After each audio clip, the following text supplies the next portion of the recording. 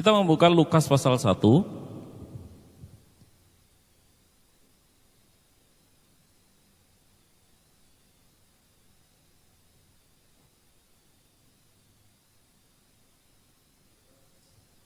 Lukas pasal 1, saudara-saudara, ayat 46.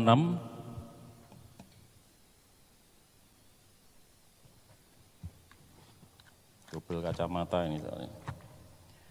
Lukas pasal 1 ayat 46 sampai 51. Tadi pagi saya mengambil dari 1 Samuel mirip-mirip. Lalu kata Maria, jiwaku memuliakan Tuhan dan hatiku bergembira karena Allah juru selamatku. Sebab ia telah memperhatikan kerendahan hambanya. Sesungguhnya, mulai dari sekarang segala keturunan akan menyebut aku berbahagia. Karena yang Maha Kuasa telah melakukan perbuatan-perbuatan besar kepadaku dan namanya adalah kudus. Dan rahmatnya turun-temurun atas orang-orang yang takut akan dia. Ia memperlihatkan kuasanya dan perbuatan tangannya dan mencerai-beraikan orang-orang yang congkak hatinya.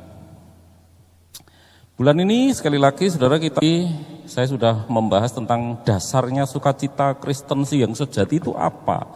Ini lanjutannya saudara-saudara ya. Jadi kalau saudara tidak menyaksikan yang pertama tadi pagi mungkin tidak komplit. Ketika orang beragama saudara-saudara, terutama agama-agama tradisional, agama-agama yang kuno ya, biasanya orang di sana memberi sesaji. Ya, tetapi sesajinya ini saudara-saudara, kalau saudara tahu, mungkin orang Jawa tahu, sesaji yang diberikan itu biasanya bunga yang ditaruh di perempatan, di tempat-tempat yang bassnya dikurangi Pak. Yang lain sudah dimatikan ya. Tempat-tempat yang wingit, tempat-tempat di mana ada diyakini ada penguasa yang tak terlihat ya. Nah, mereka diberi bunga, saudara. Tapi kalau mereka ditanya apakah kalian memberi kepada setan, pasti tidak ya. Tidak, kami ini sebenarnya berbakti memberi sesaji kepada Tuhan. Tetapi pertanyaannya, sesaji untuk Tuhan kok murah mengkembang? Ya, cuma bunga, saudara-saudara. Ya. Yang setahu saya jaranan itu ya sering disuruh kalau enggak disuruh makan kembang. Nah itu berarti bukan Tuhan ya. Tuhan mengkai kembang ya. Makanya cewek-cewek nanti kalau kalian ada cowok memberi bunga, saudara bisa ngomong emang aku jaranan gitu ya. Aku kasih kembang gitu ya. Kalau ada cowok yang ngasih. Nah kalau tidak kembang, ada lagi yang kedua, biasanya unsur sesaji adalah kemenyan, menyan. Nah, menyan itu saudara, setiap ada orang bakar menyan, saya tidak tahan ya baunya, sengak ya. Setan itu, kok yo mau dikasih menyan ya, kok yo mau ya, mbok rodok modern, jaluk parfum apa gimana gitu ya, supaya baunya lebih soft, lebih aromanya lebih sedap, bukan bau gambret yang murahan gitu ya. Nah, yang rodok berkelas, agak berkelas sudah saudara makanan. Makanan yang agak berkelas itu kepala kebu, kerbau, ndas kebu.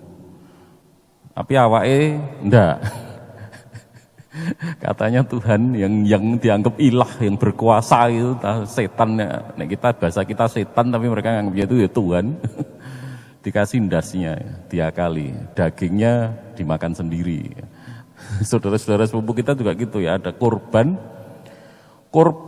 Tuhan ini kepada Allah yang sejati, katanya Allah Abraham, Allah Ismail, dikasih darahnya, dagingnya ya dimakan sendiri. Allah bagian darahnya saja, yang enak-enak bagian sendiri. Kalau di dalam kekristenan jelas, saudara-saudara ya, saudara tidak usah tanya. Kalau di dalam kekristenan jelas, di dalam Alkitab Roma pasal 12 ayat 1 di sana jelas, karena itu saudara-saudara demi kemurahan Allah aku menasihati kamu supaya kamu mempersembahkan tubuhmu sebagai persembahan yang hidup, yang kudus.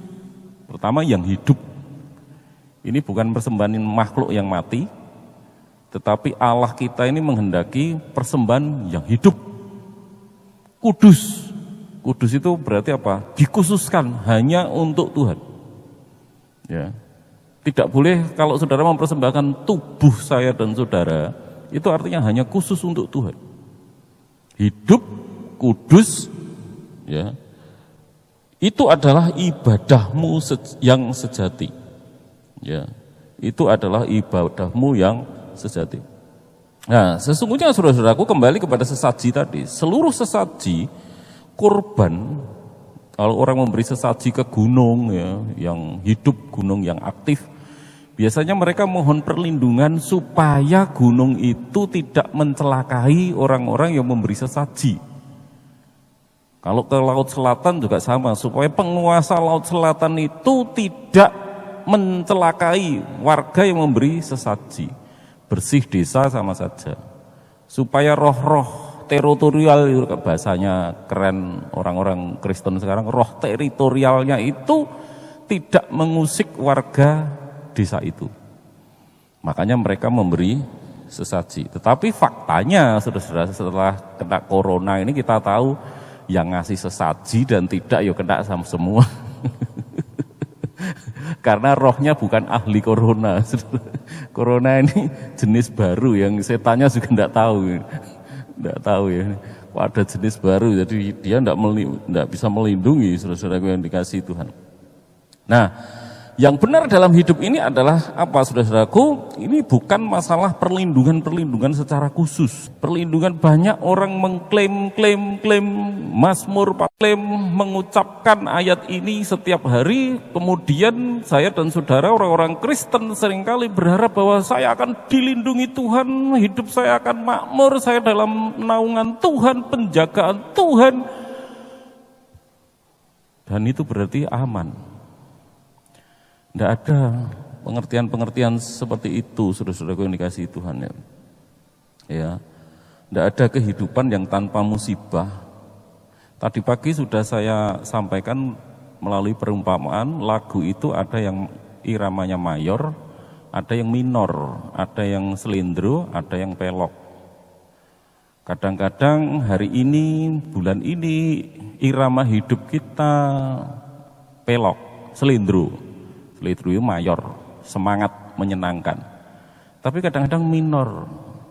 Betapa hatiku takkan pilu. Nah, itu minor. Sedih, pedih, kadang-kadang seperti itu. Nah, jadi saudara, ya, saya ulang sedikit, pagi tadi saya bahas bahwa yang disebut sukacita itu bukan kebahagiaan dalam pemahaman orang pada umumnya. Dalam kamus bahasa Indonesia, kebahagiaan itu perasaan. Perasaan girang. Perasaan. Karena kalau sukacita yang dimaksud yang kita pelajari ini bukan masalah perasaan. Ya. Ini bukan masalah perasaan, tetapi kesadaran. Kesadaran apa? Nah, ini yang akan kita pelajari, saudara-saudara. Ini sukacita ini akan muncul kalau kita sadar, bukan apa yang kita rasakan. Ya, bukan kalau kita umpamanya kayak mengklaim tadi firman Tuhan seperti ini. Ya, baru-baru saja ini saya mendengar orang kecewa kepada Tuhan. Kecewa kepada Tuhan bilang. Karena dia mengklaim Mazmur 91 itu, waktu dia merenungkan sabda Tuhan, dia mendapat mendapat rema istilah mereka ya. Rema bahwa ini, pegang ayat ini, Mazmur 91 dipegang saudara-saudara. Ya, keluarganya yang sakit juga dipegangi itu, dia senang sekali karena ini merasa pesan dari Tuhan dan ternyata mati. Dianya yang kena COVID. Bagaimana ini? Oh, saya kecewa sekali pada Tuhan.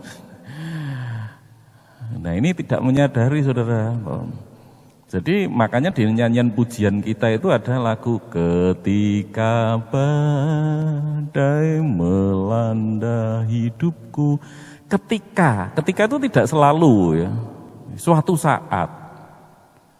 Jadi suatu saat saudara ya terlindungi, suatu saat saudara ya kayak dibiarkan Tuhan pun bukan dibiarkan, sekali lagi sudah pernah saya bahas ya. Maksudnya Tuhan punya rencana. Ku berlindung padamu Tuhan, apabila dalam hidup kita itu harus kita pegangin. Entah saudara pegang Mazmur, entah saudara naikkan doa Yabes, ya tetap aja hidup saudara naik pasang surut. Wong itu memang hidup manusia itu seperti itu. Makanya sukacita yang sedang kita gumuli ini adalah satu cara kita tetap stabil ya di dalam kondisi yang tidak stabil. Seperti itu ya. Karena kita ini seringkali yang disebut sukacita itu kita berpikirnya tentang kebahagiaan. Bahagiaan padahal masalah perasaan. Perasaan itu tergantung kondisional, rusak, tercemari dosa. Jadi hati kita ini tidak bagus contohnya ini. Makanya perasaannya mesti nggak bagus terus, sering muncul nggak bagusnya daripada merasa bagusnya. Seorang janda punya 2 anak, jadi 3 orang dalam rumah itu. Lalu saudara-saudaraku yang dikasih Tuhan, janda ini hidup dengan uang pas-pasan ya. Anak yang satu itu jualan payung. Jadi payung itu laris kalau musimnya hujan. Anak yang satunya itu jualan es lilin. Ya. Jadi laris kalau hawanya panas. Payung laku kalau hujan, esnya laku kalau panas. Tapi saudara-saudara, ibu ini setiap hari galau. Setiap anaknya bekerja, dia menatap ke langit. Langitnya hawanya hari ini apa ya? Kalau panas dia sedih. Karena dia mikirin, waduh yang jualan payung enggak laku. Sedih banget dia, waduh kasihan anakku yang jualan payung enggak laku nih hari ini. Tapi kalau suatu hari pagi dia melihat mendung, akan hujan deras, apakah dia senang? Tidak, sedih lagi. Sedih karena apa? Karena dia mikirin anak yang jualan es. Waduh esnya enggak laku. Kasihan anakku yang jualan es. Karena apa saudara? Selalu ada keluhan. Kenapa tidak dibalik? Ketika panas, berpikir, wah bersyukur yang jualan es laris nih. Selesai sebetulnya. Itu yang disebut kalau para motivator berpikir positif. Tapi sulit loh saudara, kita berpikir positif terus itu faktanya sulit. Nggak bisa orang berpikir positif terus ya. Karena kita namanya perasaan kita sudah ternoda oleh dosa itu tadi, arahnya mesti ke negatif. Kenapa ketika hari mendung, hujan lebat tidak berpikir, wah bersyukur nih anakku yang jualan payung laris nih. Tetapi yang dipikir enggak, yang buruk-buruk. Ini faktanya saudara, makanya kalau sukacita ini bergantung pada kondisi, nah kita itu akan selalu melihat kondisi yang buruk. Intinya gitu. Yang menjadi fokus kita itu mesti yang tidak baik, bukan yang baik. Karena apa? Karena dosa. Dosa itu sekali lagi lebih tertarik kepada yang tidak baik. Makanya sukacita itu bukan perasaan gembira, bukan perasaan bahagia, bukan. Sukacita bukan itu yang dimaksud. Itu tidak stabil. Itu berubah-ubah. Tergantung kondisi lah. Padahal kondisi buruk itu kita tinggal di dunia yang rusak, dunia yang buruk. Ya sering merasa buruknya lah. Dan akhirnya nanti kita komplain, kok aku tidak mengalami sukacita yang dijanjikan Alkitab ya. Pada firman Tuhan berkata, bersukacitalah, tetaplah bersukacita. Lagunya banyak, bersukacita selalu, mari kita bersukacita selalu. Alah gombal. Loh padahal bukan salah. Yang salah itu kita, karena menyamakan antara sukacita dengan perasaan gembira, menyamakan sukacita dengan bahagia. Bahagia yang semua basicnya, dasarnya adalah perasaan. Perasaan itu berdasarkan kondisi kita. Kondisi kita itu sangat dipengaruhi oleh dosa dunia yang sering tidak baiknya. Nah, akhirnya ya sering merasa tidak baik, tidak gembira, tidak bahagia, dan kita berkata itu saya tidak bersuka cita. Ya, tadi pagi sudah saya jelaskan, makanya nanti saudara putar ya yang pagi. Ya. Saudara putar yang pagi supaya saudara lebih tahu. Di sana saya lebih membahas lebih jelas ya, gamblang tentang perbedaan-perbedaan itu ya. Tentang sukacita yang berbeda dengan bahagia, karena bahagia bergantung pada perasaan dan seterusnya dan seterusnya. Oleh karena itu saat ini kita akan mulai membahas apa dasar sukacita yang sejati itu. Selain dua yang sudah saya sampaikan tadi pagi, sekarang saya akan sampaikan dua lagi ya, yang berbeda dengan tadi pagi. Ayat 46, apa dasar sukacita yang sejati itu? Ayat 46 dan sampai 47. Lalu kata Maria, jiwaku memuliakan Tuhan dan hatiku bergembira. Ini bergembira bukan karena kondisi loh sekarang. Bedanya itu ya.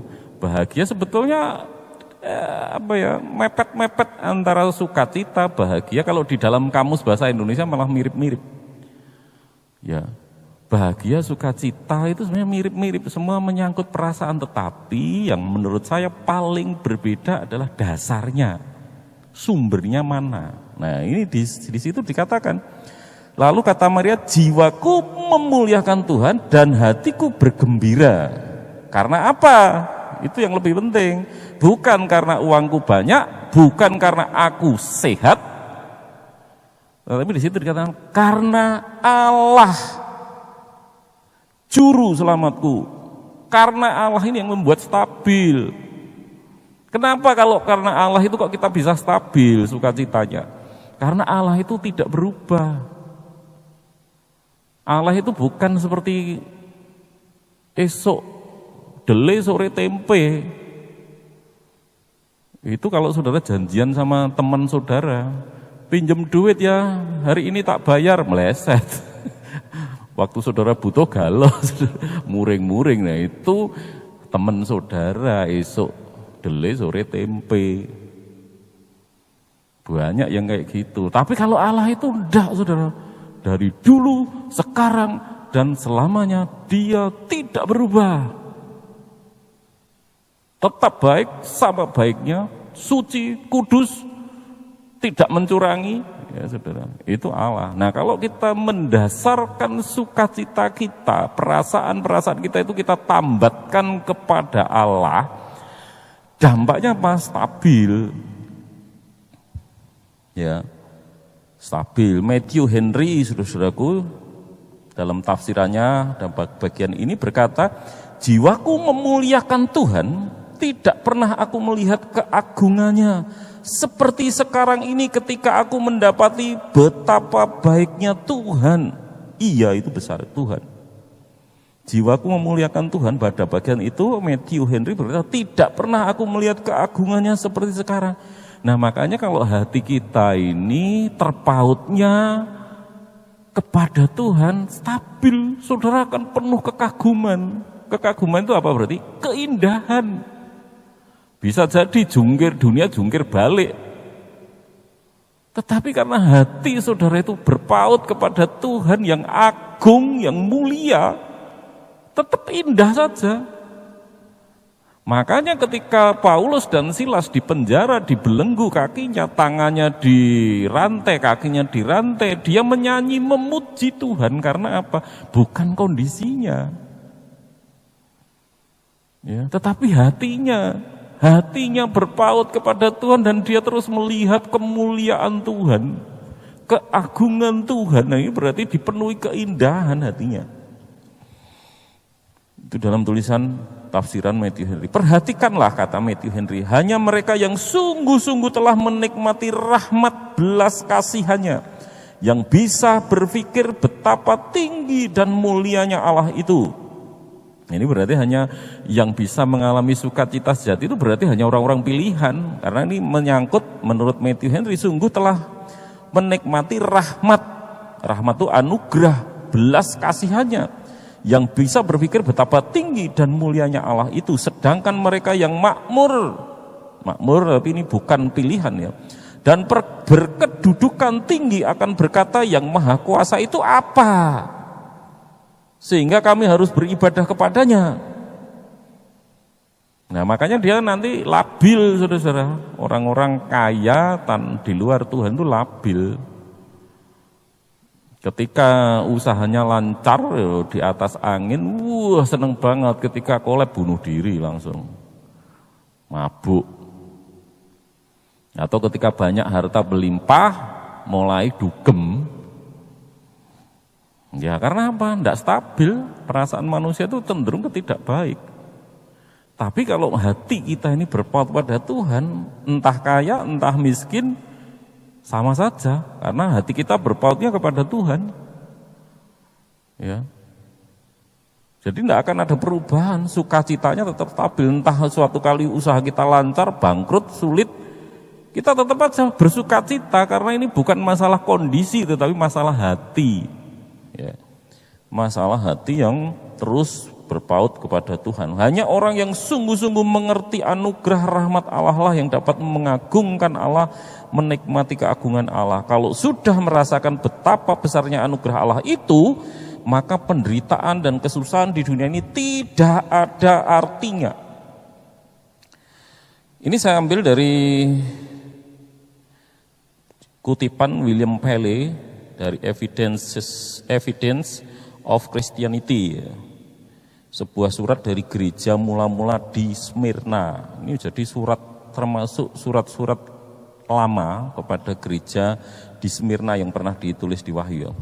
Penderitaan yang dialami oleh semua martir yang mulia sesuai dengan kehendak Tuhan menjadi tugas kita yang lebih religius daripada yang lain untuk menganggap kuasa dan pengaturan segala sesuatu berasal dari Tuhan. Dan memang siapa yang dapat memutuskan untuk memuji kebesaran Tuhan, pikiran itu dan kesabaran yang patut dikagumi dan kasih dari Tuhan, mereka yang kemudian tampak di dalam diri mereka. Mungkin terjemahnya yang kurang bagus ya, tapi maksudnya saya baca berulang-ulang tulisan ini, maksudnya gini loh. Kalau saudara melihat para martir, kok dia martir itu matinya mengerikan loh saudara. Ada yang dilumuri minyak dibakar, aspal, sesungguhnya aspal, dilumuri aspal cair kemudian dibakar. Ada yang disalib kemudian dibakar sak salibnya. Ada yang dibelah ya, dibelah itu jadi kaki kanan, kaki kiri ditarik kuda yang berlawanan arah sampai sobek kakinya. Matinya seperti itu.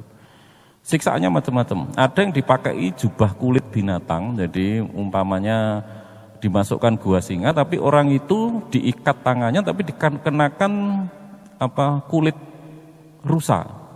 Jadi singa itu melihat dia sebagai rusa, nanti dicabik-cabik, dimakan habis. Nah, para martir itu saudara menghadapi kalau saudara ini posisi kita yang seperti itu, besok matinya akan seperti itu, tidak bisa tidur, nggak bisa menyanyi. Adalah suka, tidak bisa nyanyi, besok mau terbantai kayak gitu, mau mati kayak gitu, mau nyanyi sukacita apa. Tetapi para martir tidak gitu. Dicatat itu saudara, saya punya buku, 1 buku, 2 buku tentang kematian para martir. Tidak ada yang kayak gitu. Para martir itu menghadapi kondisi yang sangat mengerikan sesungguhnya, saudara-saudara. Ya, kondisi yang sangat mengerikan. Tetapi menghadapi entah nanti kakinya akan dirobek, dibelah, akan dipenggal itu masih paling enak loh saudara, karena beberapa detik saja mati. Tapi yang disiksa, ada yang diseret pakai kuda sampai hancur. Ya. Mereka mengalami itu, tapi menjelang pelaksanaan itu mereka tidak panik, tidak gegeri, tidak bebei saudara, tidak, karena hatinya tenang. Nah, saudara dapat melihat pada masa corona ini, saudara tenang enggak? Kalau saudara tenang, nah itu berarti saudara sudah lulus. Hati saudara memang terus mengagumi Tuhan, berpaut kepada Tuhan, stabil, tenang. itu saudara berarti sudah memiliki sukacita yang dimaksud ini. Tapi kalau saudara panik, bingung, takutnya sampai apalagi takut banget, waduh itu jangan ngomong sukacita, belum sampai ke situ, karena hati kita tidak seperti Maria karena Tuhan itu harus menonjol, saudara-saudara. Pendeta Eka Dharma Putra mengutip perkataan Stephen R. Covey, ya, Stephen R. Covey pernah bicara tentang kebocoran energi. Betapa hidup kita sering bagaikan perahu bocor yang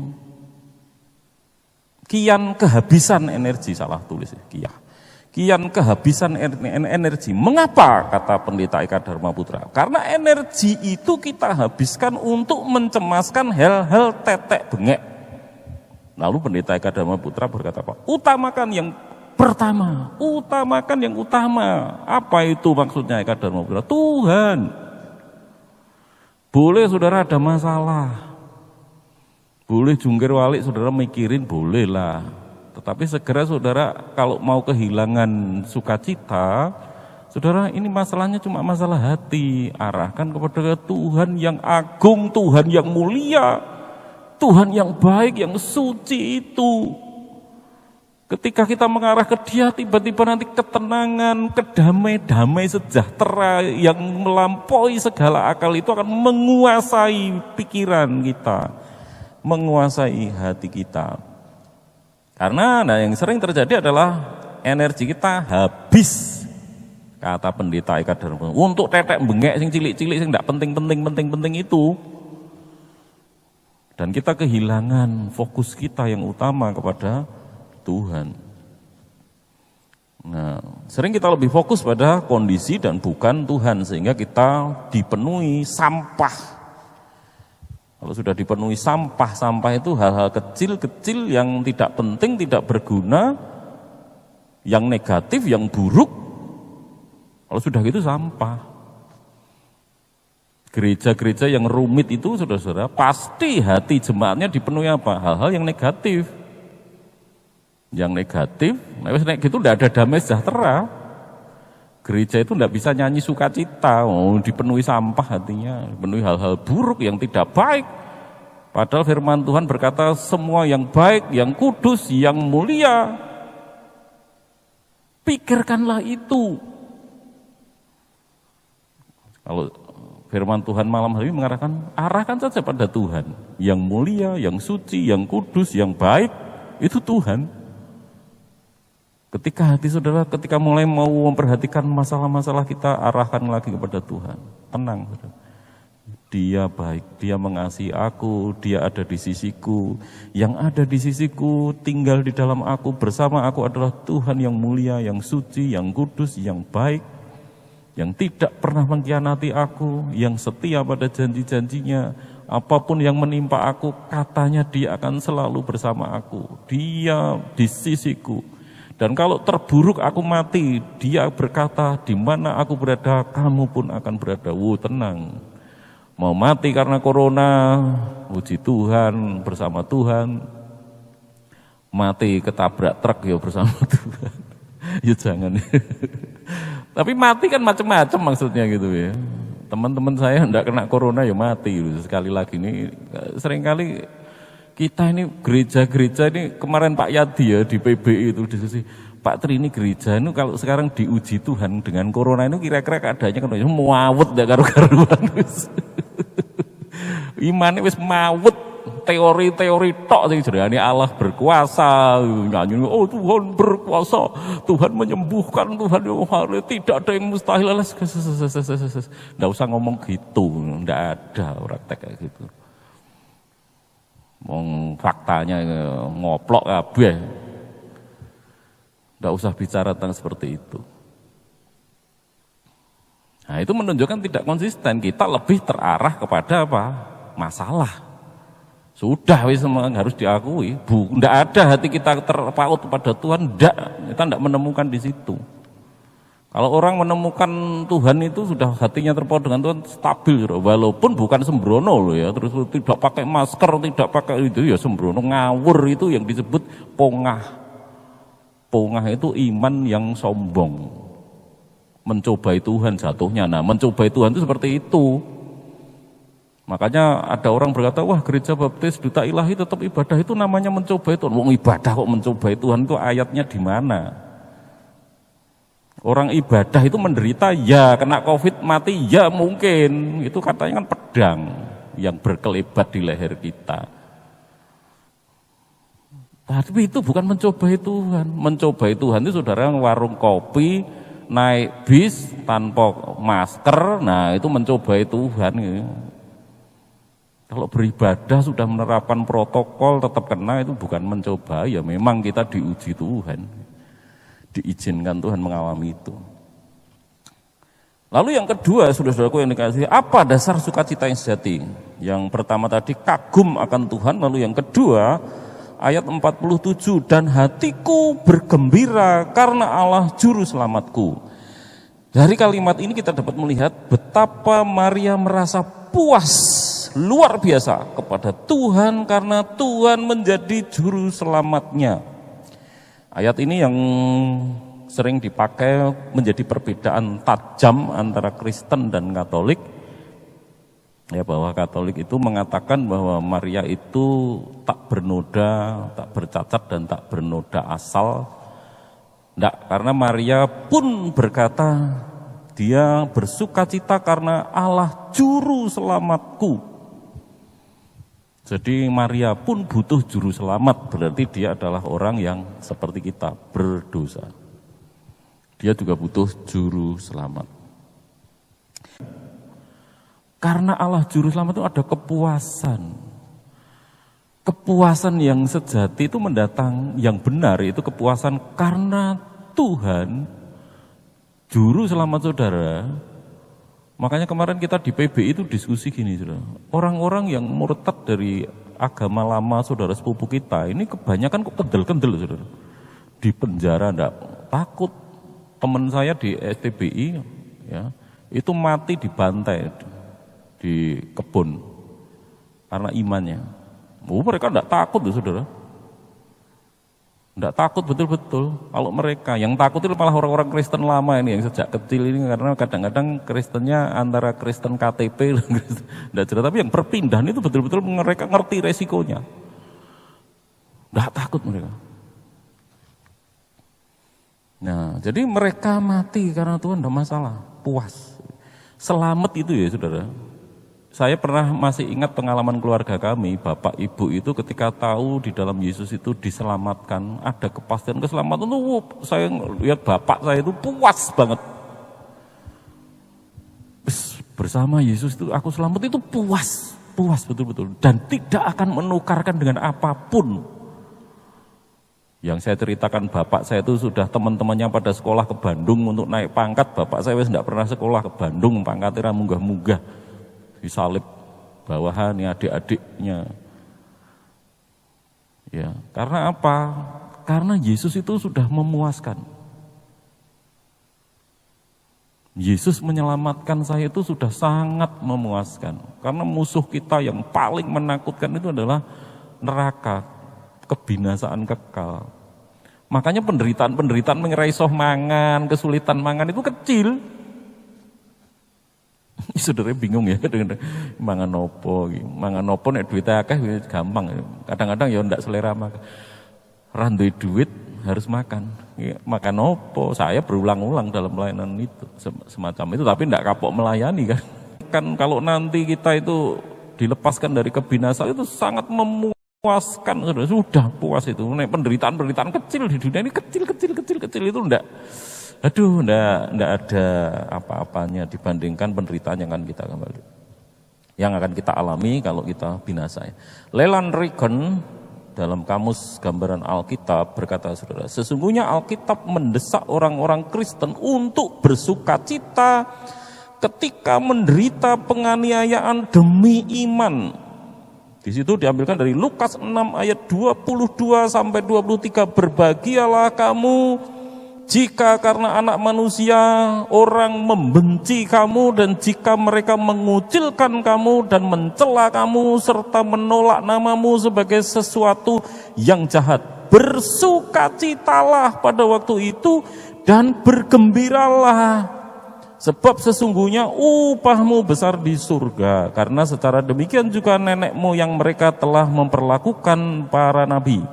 Selanjutnya tulisan Leland Regan, karena di dalamnya mereka mengidentifikasi diri dengan juru selamat mereka. Dia memberikan Leland Regan 1 Petrus 4 ayat 13 yang bunyinya, sebaliknya bersukacitalah sesuai dengan bagian yang kamu dapat dalam penderitaan Kristus, supaya kamu juga boleh bergembira dan bersukacita pada waktu Ia menyatakan kemuliaannya. Itulah sukacitanya, saudara. Jadi di dalam Kristus, ya,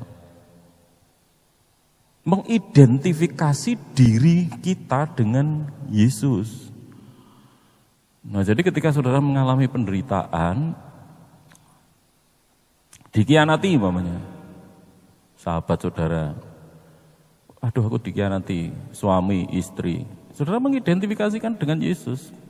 Yesus kan dikhianati Yudas, murid-muridnya meninggalkan dia, berkata aku tidak kenal Yesus, aku tidak kenal dia. Yudas malah menjual. Dikhianati, Yesus mengalami.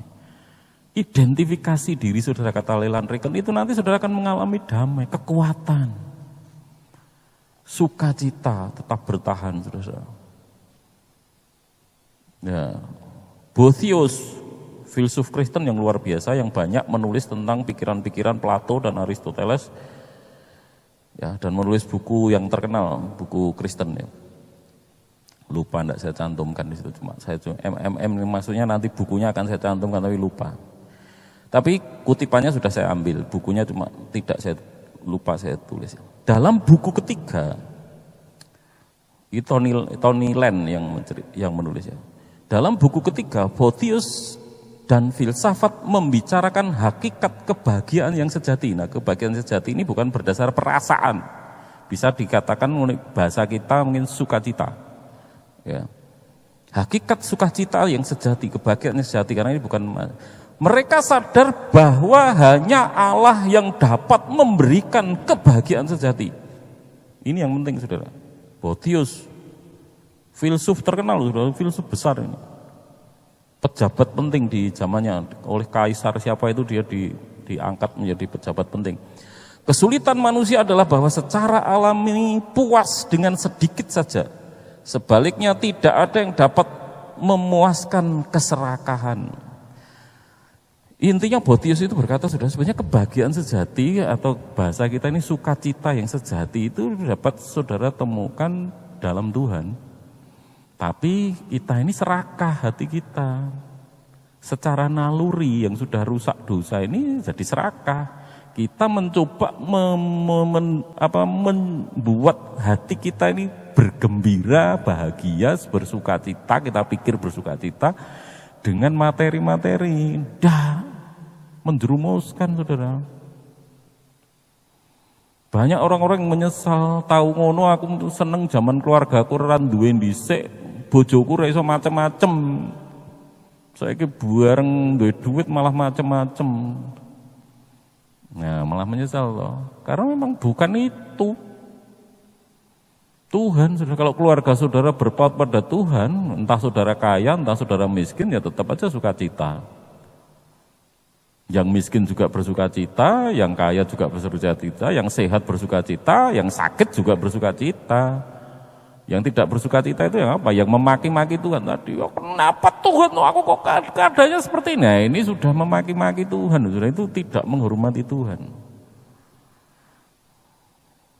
Itu imannya, menurut saya sudah iman rusak parah sampai memaki-maki Tuhan. Seorang mandor diprotes oleh buruh-buruh yang sedang memanen padi. Jadi ini tukang tebas padi sekian hektar ditebas, dia ngerahkan buruh-buruh. Ketika panen padi itu, saudara, orang-orang berkerumun di sekitar sawah yang dipanen itu. Nah, lalu mulai punya buruh-buruh punya pikiran jahat.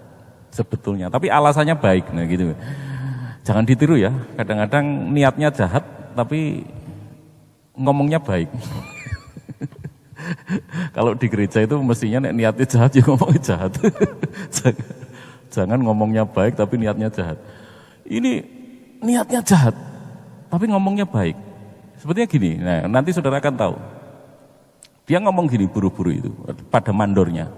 Pak, lihatlah orang-orang yang di pinggir sawah itu. Mereka saya tanya loh, mereka butuh pekerjaan. Saya itu loh ndak mentolo, kerja. Mereka nganggur. Mbok mereka dikasih pekerjaan. Bagus loh alasannya. Hati kaku loh mentolo loh, apik tuh saudara-saudara.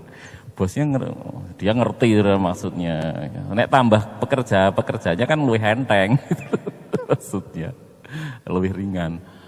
Terus sebetulnya gini, saya tukang tebas yang bukan anyaran dengan jumlah buruh segini itu sebetulnya kalau buruhnya itu etos kerjanya bagus, cepat selesai. Tapi enggak apa-apa lah, usulanmu bagus karena kamu kasihan orang-orang di sana. Dia tanya mandornya, berapa jam kamu kerja sehari? 8 jam.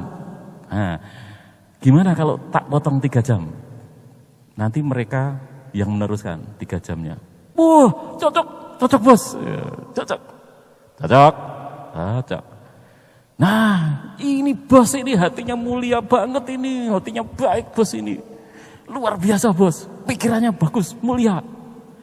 Oke, mulai besok ya, berarti kalian bekerja sampai jam 12 atau sampai jam 3 atau jam 1, saya tidak ngerti jamnya. Nah nanti diteruskan oleh mereka. Nanti tak cari mereka, yang pengen kerja 3 jam siapa? Siap bos. Berarti kan nah gini kan kami pulang lebih awal, punya waktu luang, gaji tetap, waktunya luang. Enggak gitu. Kalian kan kasihan sama mereka. Ya 3 jam kalian gajinya tak potong, yang 3 jam. Loh, ya udah bisa no bos. Bos ini enggak bisa ya orangnya enggak punya pikirannya tertutup. Bos ini enggak bisa nangkep maksud kita. Mereka pergi dengan ngomel-ngomel. Terus bosnya ini ngomong, ya begitulah orang. Berpikir baik, tetapi disuruh berkorban untuk kebaikan enggak mau. Yang berkorban bosnya saja, dianya enggak mau lah. Orang yang harus berkorban. Suka diberi, tapi enggak mau memberi. Nah, itu contohnya saudara-saudaraku yang dikasih Tuhan ya. Contoh karyawan yang enggak puas. Selalu saudara kalau saudara berpikir jam kerja saudara tidak memuaskan. Dengan yang saudara peroleh tidak memuaskan.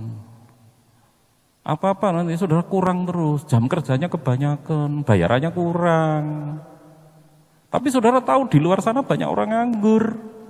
Saudara bisa kerja itu bersyukur. Tetapi tetap aja itu tidak menyebabkan bersuka cita. Tetap aja berkeluh. Namanya hati manusia itu sudah rusak. Ya, terus aja ngomel-ngomel. Ya. Jadi kepuasan itu, saudara-saudara, bukan karena pada apa yang dapat kita peroleh sekali lagi ya. Kondisi seberapa banyak yang kita dapat itu tidak akan membuat saudara bersuka cita. Ya, tetapi ketika saudara berpikir tentang Tuhan, puas dengan kebaikan Tuhan, puas karena Dia menyelamatkan saudara, puas pada saat hal terburuk menimpa saudara. Apa hal yang terburuk? Kematian menimpa saudara itu hal yang terburuk yang saudara paling takuti toh. Kan kita semua sampai bersembunyi karena apa? Takut mati kan? Itu yang paling saudara takuti. Yang terburuk itu pun Tuhan nanti bersama saudara. Nah itu harusnya membuat saudara puas. Sudah kalau gitu tenang.